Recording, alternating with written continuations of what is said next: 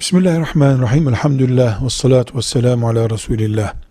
Ömür uzamaz, kısalmaz. Ömür bereketlenir, feyizlenir. Uzamıştan daha fazla iş görür sahibi. Ya da ömrün bereketi gider. Zamanın bereketi gider.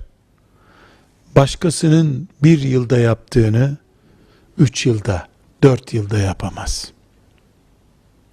Önemli olan iş yapıp gitmek gereken bir dünyadayız biz. Bu işi yapma kapasitemiz bizim artar veya azalır, bereketlenir veya bereketi gider. Bu olur. Ama 3 yıl artıp 3 yıl 1 dakika olmaz. Velhamdülillahi Rabbil Alemin.